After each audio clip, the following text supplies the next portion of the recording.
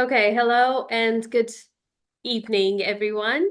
Thank you for joining this Ed Talk. So today we're going to talk about how we can embrace um, equity and diversity in education. We will explore some practical strategies to create learning environments that are welcoming, equitable, and empowering for all students. As educators, we have the profound responsibility and privilege to shape classrooms where every student feels valued and supported. So we have our speakers here. We have Gerald Bagge. He is in the UK at the moment and he's been teacher training around the globe.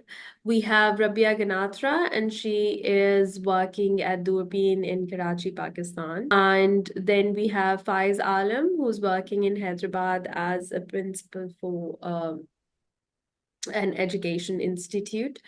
Let's start with a foundational question. What does an inclusive classroom really mean? So, Gerald, starting from you, let's say. As somebody who grew up and went to school in the 1970s, it means a lot because there are many students who are shy, who feel left out, who are on the fringe. And in my day, they were simply put to the back of the class and left to sort out their own lives and became less successful as a result. So it's a very strong reaction on my part to see this being addressed. I think that it's a wonderful thing that we are talking about including people who traditionally would have been left out, put on the back row of a classroom and not really paid much attention to. And creating an atmosphere like this, to get that in the past, you had to go to a very special school. To include this in everyday teaching and everyday learning is a fantastic development.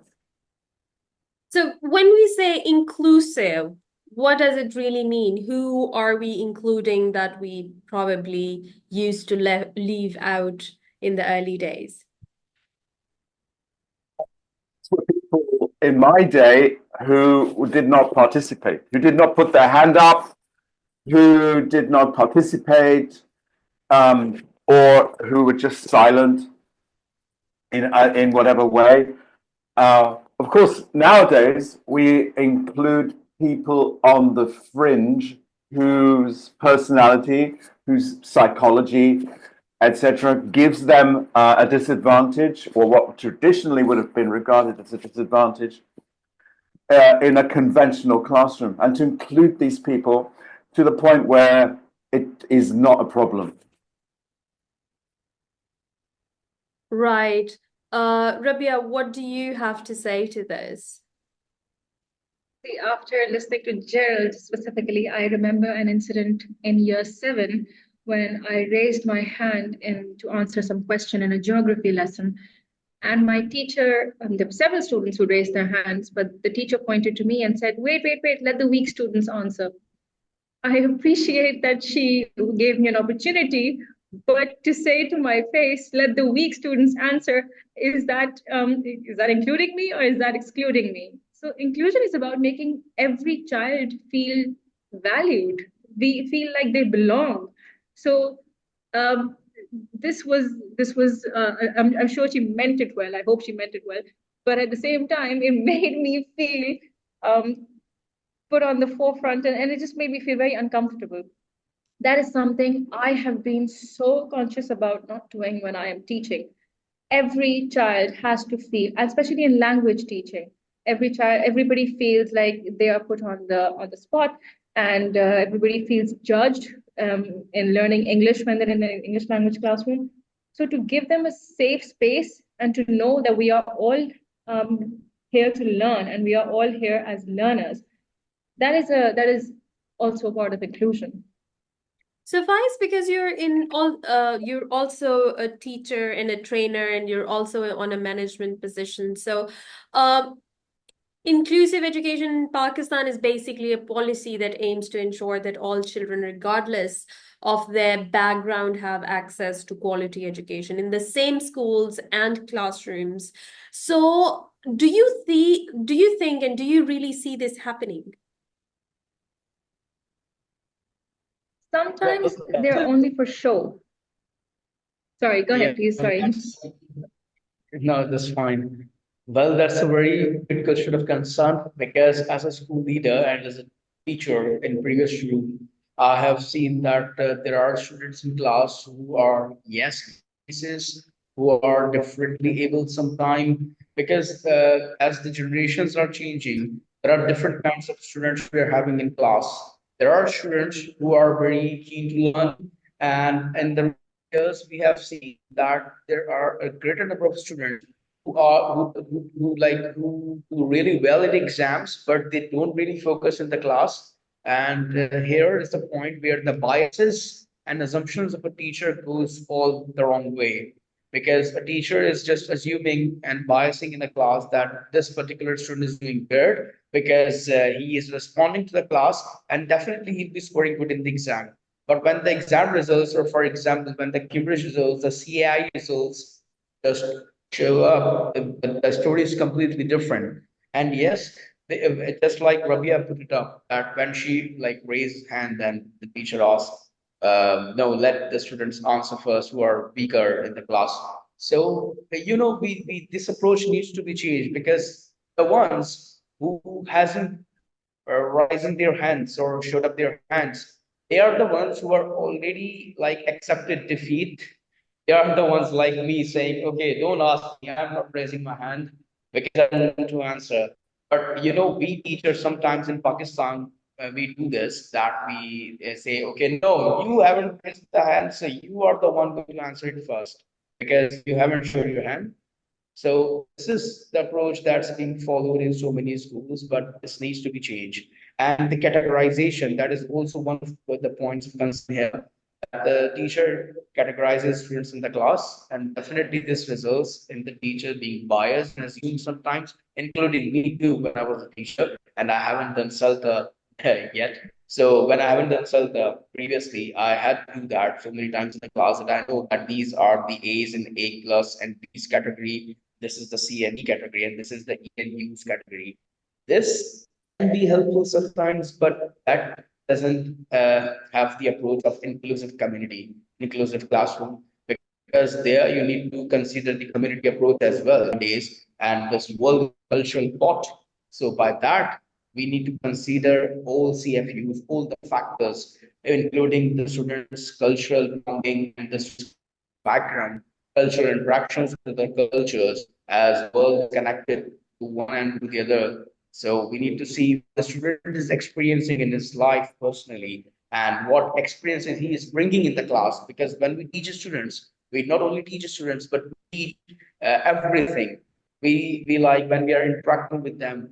Maybe some of the students are thinking about the food that they have. One of them are thinking about what he had last night in the dinner. So this all factors considered one can make to the enclosed classroom. That's what I have seen. But So what we're yes, we are really so doing that. what we're basically getting at is that it's not just about physical access or superficial gestures, but inclusion is really about ensuring that every student, regardless of their background, abilities, experiences, has an equitable opportunity to learn and to thrive. And it's like recognizing this diversity as a strength and embracing these differences in culture, in, I don't know, language, gender, in Yeah. socioeconomic status as well. We're going to come to that point a bit later, and learning abilities. But my question here is, why does it matter so much? Well, because we have students, we want everyone to learn. It's important that everyone must succeed who is sitting in the classroom. And that is why teaching nowadays is becoming more difficult, as we have talked it so many times already, that teaching is not an easy job, as assumed by many people in the world, because now the planning has become so more extensive. because now in planning of a teaching class, you need to plan different stages for different learners. Obviously, you cannot decide like I'm planning this class for kinesthetic learners, so I'll not be focusing the other kinds of learners in this class. No, you need to include stages where you can So, include different types of right. learners. So Gerald, what do you have to say to this? Why is it that we're focusing so much on this lately? I think that we have to be very clear about the fact that everybody has potential. Everybody has the potential to contribute to the world, to feel good about themselves, to succeed in various ways. And this is the very start of it all. This is the very first. The classroom experiences are the launch pad for everything that happens afterwards. And if that isn't a successful experience, then it's a waste of potential. And it's a very sad situation. And I think that to give students the potential to express themselves and to be able to participate and to build, I think most importantly, the initial confidence levels to be able to function in this complex world is a key factor. It's not just about exam results. And so I do believe you're very right. I do also believe that it's also a moral imperative that every child really deserves to feel seen and heard and respected. So, Rabia, if we move from theory to practice, how can we, as educators, cultivate inclusive classrooms? Cultivating inclusive classrooms, first of all, comes from recognizing that there is a need in every classroom. So you start with maybe differentiated instruction. Once you are aware of the kinds of, first you expect the differences in the classroom, and then you are aware and open for these opportunities where you recognize that you need to have differentiated instruction. And apart from that, you need to have a very safe environment to be for people to express themselves. Some things are hidden, and when you create a safe environment for everybody to be themselves and take risks in their learning and to just participate, a lot more things come out in the open, and you can recognize that this is where I need to be more specific. On that thought, what exactly do we mean by safe environment, and how do you think we can create that in our classrooms? Teacher-student relationships. You foster a relationship. So students respond well to teachers whom they believe care for them, who care for their learning. And once you can get through to a student, I think you've got the class won.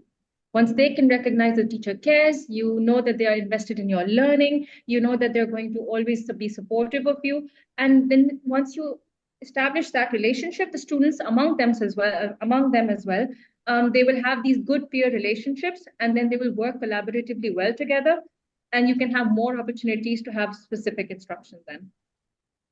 Right, Gerald. Absolutely. Absolutely. So the idea of getting the students comfortable being in the classroom, warming them up to being a collaborative team, and everybody has something to contribute, and everybody can feel welcome and special. And Definitely. what do you think? Because I think as humans, we naturally just make a couple of assumptions when we go into class. How can we unpack these unconscious biases in the first place for equitable teaching? So, well, the first way is to untag the learners.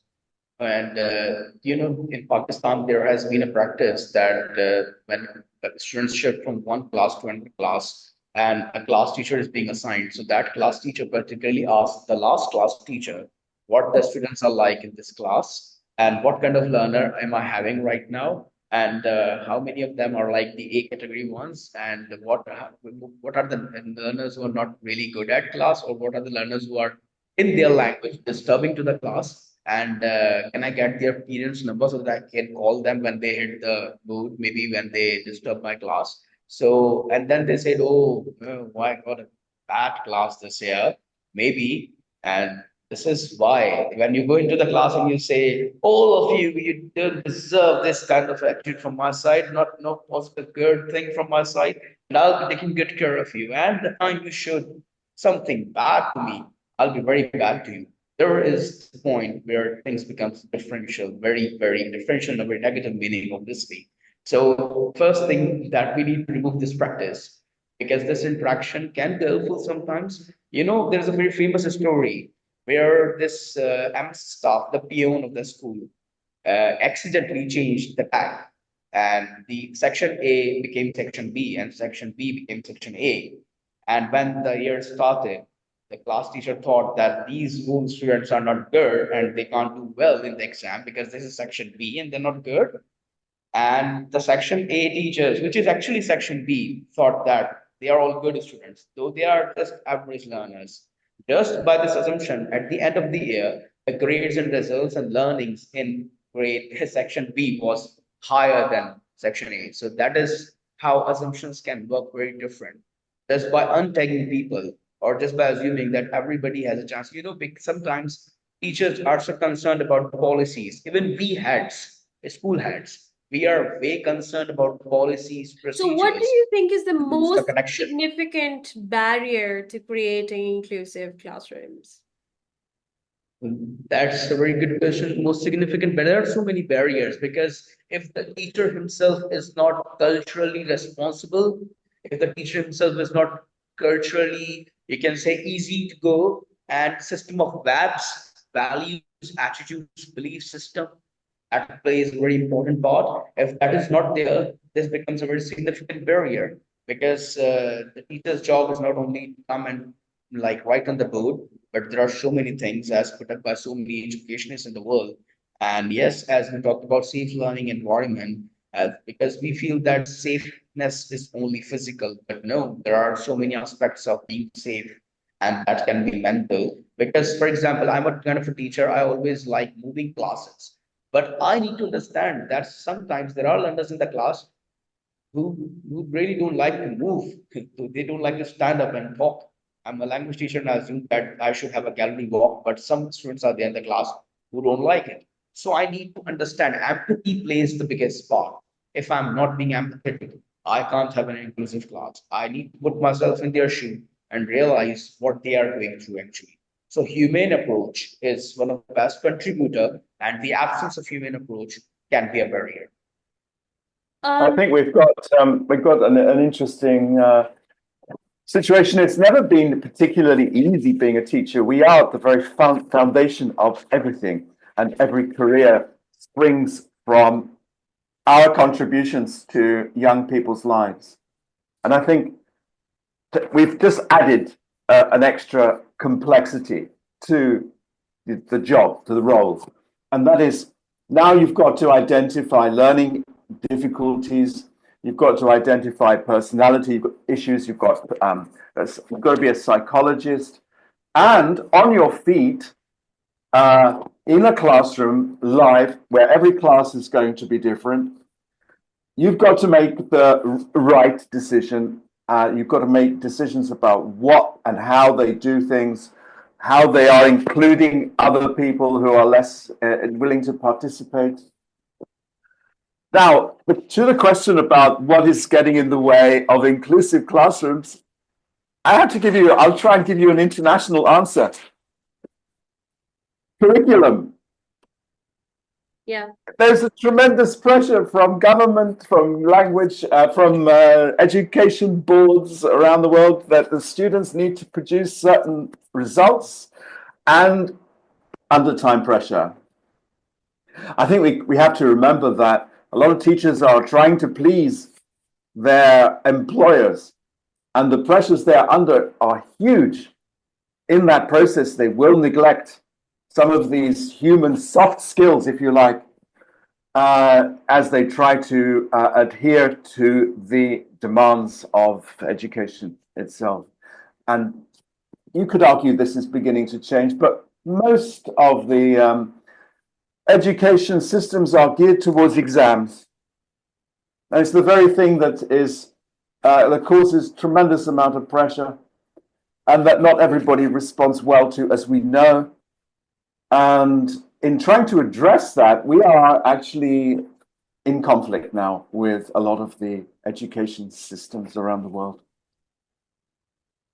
No, these are so I was going to say the same thing as Gerald. Our classrooms are very syllabus driven, exam driven. We are only instructing the content flows from teacher to student, and that's about it. Whether the student received it well or not, or how much they received is not important.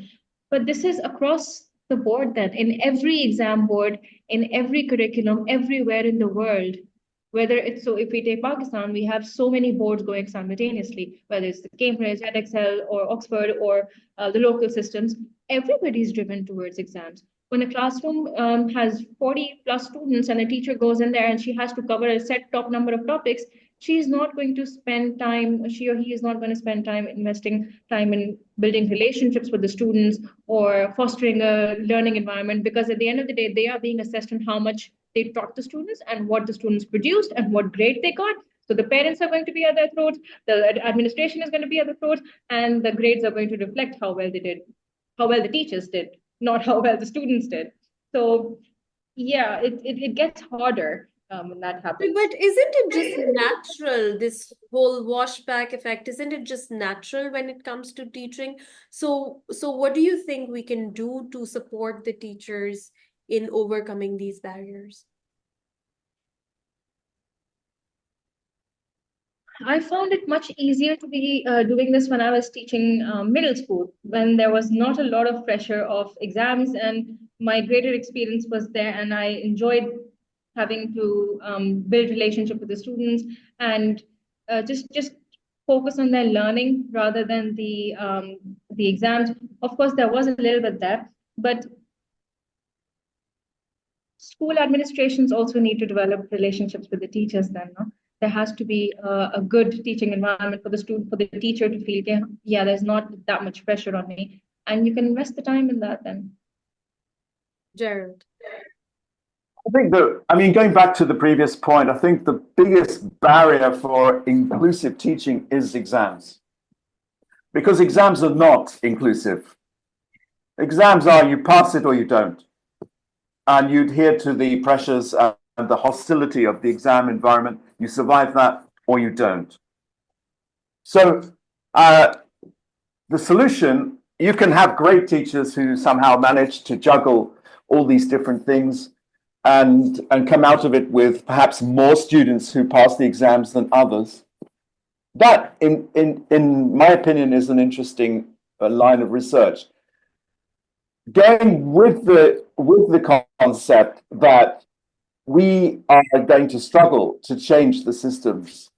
It may happen eventually, but in the meantime, we have to try to juggle all these different factors and get students confident enough to give it a go and to have you know, the interest in trying. Faiz. Well, yes, I completely agree because being in the administration role and management role, I was smiling all the time when Rabiya and Jared was answering this because I can completely relate to it. That's my job to do. I'm like in the management position. I understand that we need to hit the road with the questions like what is the percentage of coverage syllabus right now? How many topics have you taught? This much topic needs to be covered in this much time, and you are going in backlog, you're not covering everything up, and this CI is coming in like they're around the corner. Now the midterms are here, you need to prepare students for this. So I completely agree that yes, there is loads of pressure from the management, from the heads, from administration, because we need to give better results in the examination, and that is what secure jobs. Maybe here a more empathetic role, as Cheryl said, and Rabia put up that a more empathetic role from the side of management or the administration can be more fruitful for the teachers.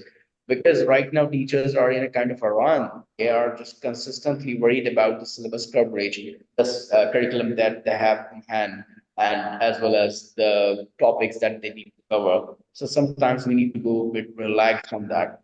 So maybe the teacher can feel more relaxed, because if the teacher is not relaxed, definitely he cannot build relations. He cannot go into the class and see that bigger picture in mind. So I completely agree at this point.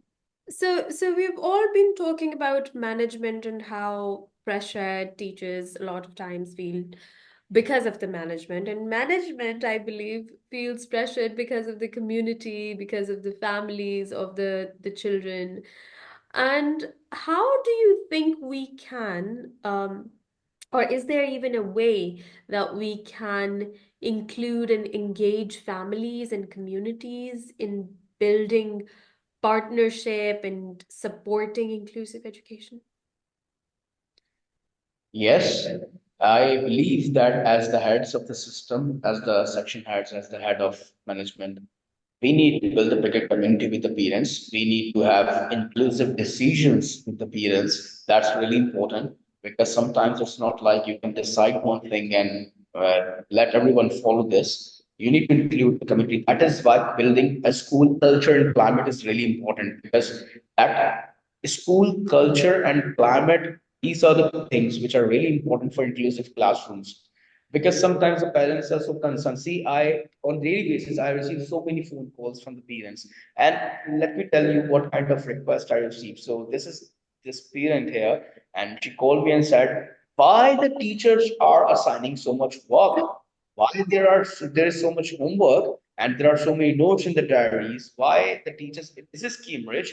You are teaching like grades O1s and O2s and O3s, O levels and A levels. So there must be more learning and less copy work." So I was in really a block room right now when she asked me this, because I was assuming that the parents could understand that learning involves notebook work, the copy work, and we need to create evidences sometimes, and we need to create evidences for other parents also, that yes, as a teacher, I have taught this, and that is there in the notebook. So this is how this becomes challenging sometimes. So, and then there are second kind of parents who say, for example, a child is not doing good. She has been consistently scoring D's and C's in the class. So the class teacher called the parent and told that your child is not doing good, and we need to have a meeting for this. The parent came and she completely like okay with this. She was fine. She said, okay, not everyone in the world is mean to score A or A star maybe. So that's fine. If my girl is scoring C, I'm okay with this. So we need to take the parents on board as well for such kind of practices. Cheryl. I think that parents are also under tremendous pressure. I think we have to understand things from the parents' point of view. They want their children to succeed. They want their children to be the best children that have ever existed on the planet. Exactly. Yeah. They will make demands of the teachers in teachers' meetings that their child should be given every opportunity to excel, and already from a high level of achievement. And so they will be quick to criticize an inclusive classroom because it will appear to be going a lot slower than their child maybe potentially can handle, and that is a major problem to deal with.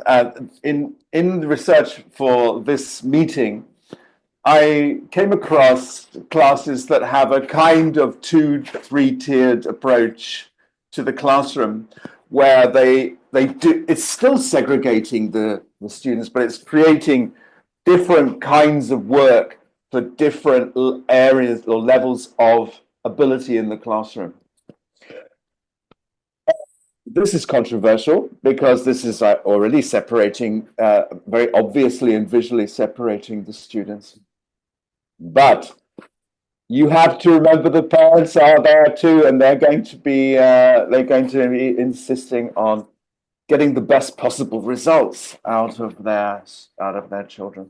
So, But don't you think differentiated instruction is to meet the diverse learning needs is a good thing, and it does eventually include everybody in the classroom?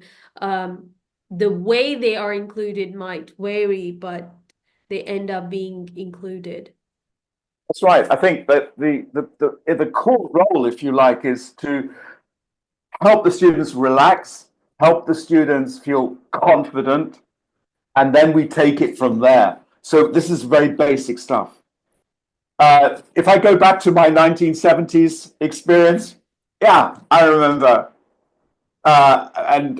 You know, if you were in this category, you were just abandoned in the classroom, and you were regarded more or less as an idiot, and you weren't worth working with.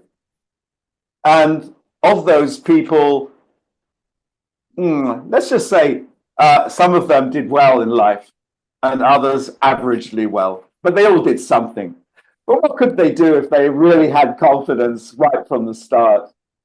I can't help thinking that is such a fundamental question and such an important thing to consider. And we've been talking a lot about how teachers and management and everybody basically included in this differentiate students based on their learning abilities. But how many times do we see people and children and learners differentiated on the basis of their socioeconomic status? And what exactly can teachers do in that case? Is that a question for me? You can start from a global perspective, sure. Yeah. So what can be done about that? As I said, there is a multi-tiered approach to the classroom, creating different levels of task demands in the classroom. Certainly enhancing collaboration, things like brainstorming activities, which will include everybody, and lots and lots of interaction, lots of communicative interaction in class, giving the students the feeling of being part of this learning process and helping each other. The idea of being collaborative, cooperative is valuable as well. Now, there's something else I think we can consider, still a controversial topic, is the inclusion of social media in learning. Because I think we have to remember that we are ultimately trying to motivate people, and a lot of people's difficulties are exacerbated by a lack of motivation resulting from a bad experience or whatever. And I think allowing social media to be used may enhance homework and the outside of classroom approach to whatever has to be learned. And I think also that learning should be fun. I've always said that. Good luck to us, because it's not easy sometimes. Right.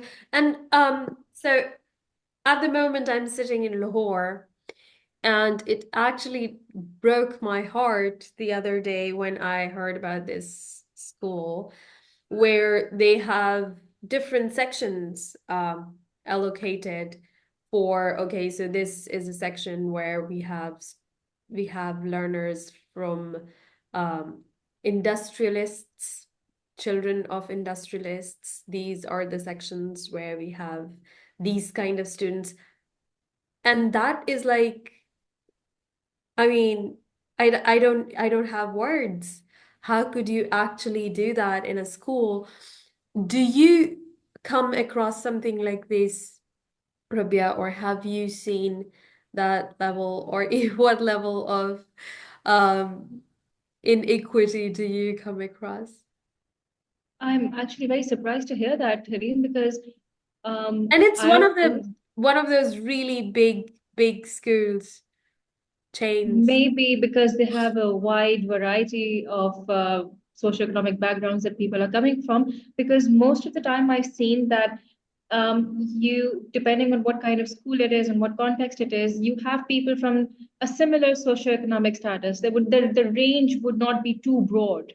So it would be very similar socioeconomic status that you would have some people. And students within the classrooms would have their little groups based on where they socialize and whom they hang out with and what their family activities are and how much the parents socialize amongst each other and whether they're from the business community or what. But to know that there are large sections divided based on this is it's a horror. It's oh wow. Yeah. No, And I have then, not. To sum it up, no, I have not faced that so much in my experience. I was very surprised to hear that from you. so Faiz, and because you are so on your side of the country, there are a lot of differently cultured people. So people coming from all types of cultures that exist in the country and some outside of the country as well. So how much do you see how much of a cultural bias do you see in the education sector? That is again a controversial question and controversial thing to say because, like, the place that I'm sitting on right now, if I look from here, there is a lot like that. Because even there are parents who are culturally biased about teachers that we hire, not only about students. So the picture has two sides here. It's not only teachers and administration who are biased about the students, there are parents who are biased about the teachers as well. And they are very much concerned about the kind of a teacher that we are hiring, from which, what kind of culture they belong, what kind of socioeconomic background do they have. And yes, it does affect sometimes the teaching take place in class. And when we talk about the students, for example, let's say mostly schools, not talking about my school, but mostly school, there are two kinds of students in the class. The first one is the general students that we have from outside, and the second one is the students who are kids of the teachers teaching there. So the first socioeconomic difference you can see is at that point where there are two kinds of learners in the class. One who is coming from a very well-being family, and one who's just an average middle class teacher's kid studying there. So that presents a clear picture in the class of socioeconomic differences. And sometimes it affects teaching. Sometimes the teacher can play a greater role while differentiating things at that point and not letting socioeconomic conditions affect the learning. And yes, teacher is the front warrior. He plays a very crucial role, but he deserves greater support, extensive supportive role from the administration management and parents as well. Not teacher alone can do everything. That's a kind of a triangulation that need to be followed. That's trio can do something great, not the teacher alone. Mhm. So how can we adopt a culturally responsive teaching, Gerald? Sorry. How do Yeah. you think we can adopt a culturally responsive teaching? Um, and when you go into different parts of the world, there are, as you would agree, there are lots and lots of places where you would want, especially when you go into English language teaching or any language teaching, people are more inclined towards learning from native speakers rather than non-native speakers. I once had this discussion where with certain examiners, and they were like, in their institute, if they hire a non-native speaker as an assessor, the parents would not accept the results. Yeah. Oh, look, this is an ongoing problem. I encounter it so often as a native speaker. I've actually been in a situation where I've trained teachers over the years who have become as good, and they don't get the preferences very often. It's the only thing I will say, though, it's changing. It's changing slowly.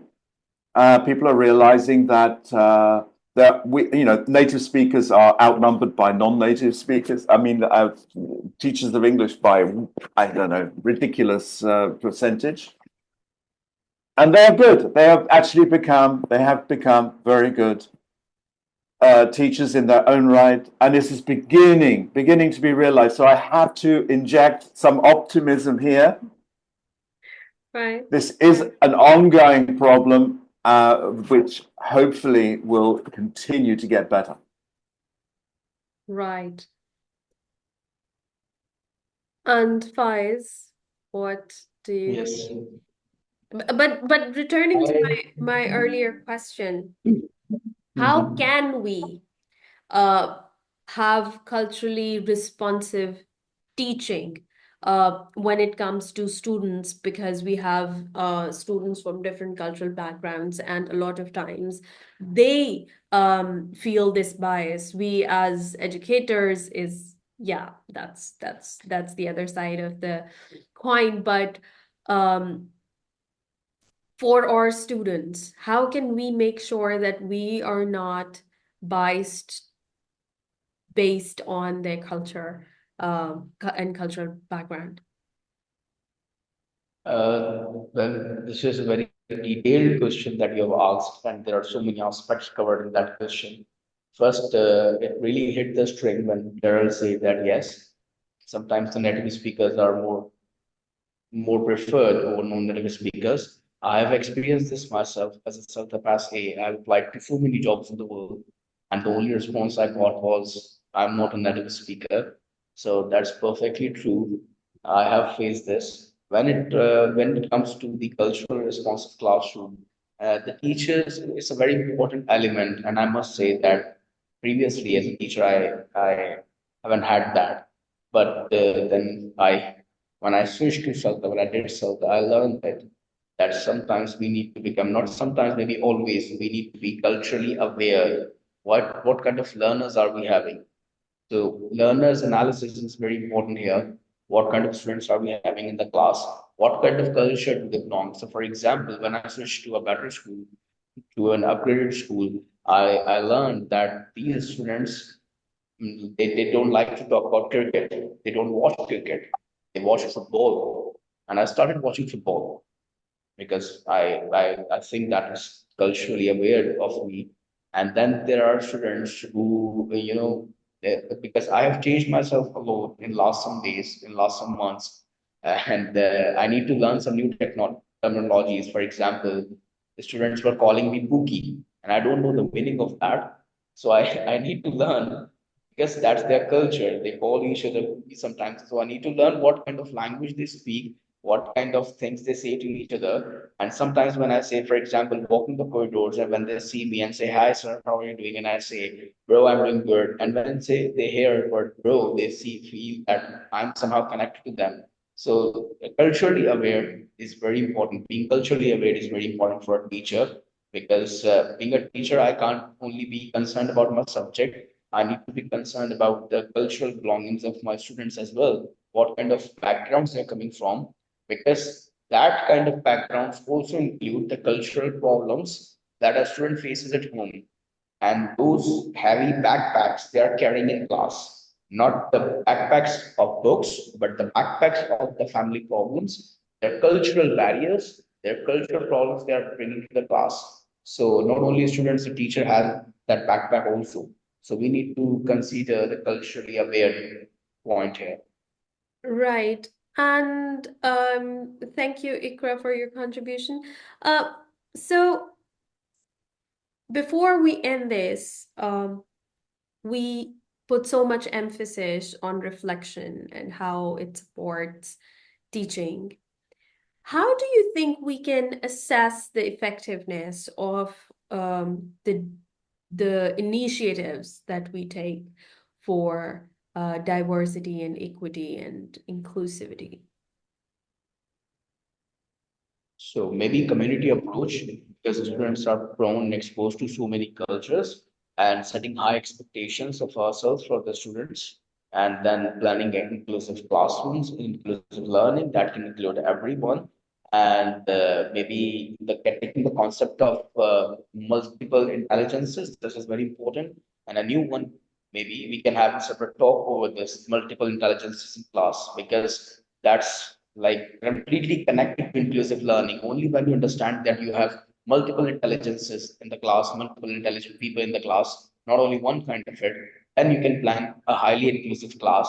And with that, we can create more supportive and respectful environment. We can ask students to help each other because there are so many times, you can say a request or complaint from the parent side that don't put my student, don't put my kid with this kid, just make him sit separate in the class. So there are the things that we can improve. These are the things that we can contribute to the class. Rabia. Be able to assess these things, we need to also look at teachers' attitudes towards learning and their own learning and their professional development. Because this comes through sharing good practices, this comes through learning about differentiation techniques, and also just having an open door policy in your classroom. So have the other teachers come in and observe you, and you should be able to come and observe them, not in the spirit of assessing what the lesson was like, but just in the spirit of learning, which is something very rare that we have over here. It is, you always become so conscious when there's another teacher in the classroom because you think you'll be going to be judged. Without judgment, if a school culture can emphasize the process of learning and development, understanding that this is something we are all lacking in and we need to have more development in this, I think that will be very, very useful. I work in an environment where observations are part of our schedule. So we have a very open call because it's just so natural to us that we go and sit in another teacher's classrooms and we have somebody come in, that even if it's not a formal observation, it's been a very transformative process for me. And it's opened me up to a lot of new learning opportunities. So I would definitely recommend that for every workplace. Right. So, Daryl, how important do you think it is to celebrate this progress? So in a lot of cases, we talked about how it's still small, we're in the process of overcoming it and so on. So how important is it that we celebrate these successes and the progress? Well, I think, yeah, as an optimist, a natural born optimist, I think we have to acknowledge that teaching is constantly trying to do the best possible job. There are barriers, there are problems still to be solved. The school boards and curriculum are part of the problem. Parents, the pressures of life and trying to get the best results from your children so they do well. These will never go away. These are constants in life. We are now adding to the soup a situation where we are asking teachers to juggle the different kinds of learners so everybody feels at least confident enough to make mistakes and in the classroom and not be ridiculed for that. Absolutely essential. If we can do that, okay, and that is an achievable aim. If we can do that, we are already heading the right way. Thank you. Thank you so much. As we conclude, I want to leave you all with a challenge to reflect on your current teaching practices, identify one area perhaps where you can make your classroom more inclusive and commit to taking action, because change begins with small, deliberate steps. Together, we can create classrooms where every student not only belongs, but flourishes. So thank you for being part of this important conversation. I'm excited to hear your thoughts, questions, experiences as we continue this journey towards cultivating inclusive classrooms. Let's build a brighter future, one inclusive classroom at a time. Thank you so much for our speakers, Gerald, Faiz, and Rabiya, for your contributions and sharing your insights. Thank you so much. You're welcome. And stay tuned for our next upcoming episodes. And I'll see you guys again. Thank you so much. Good day, everyone. Bye-bye.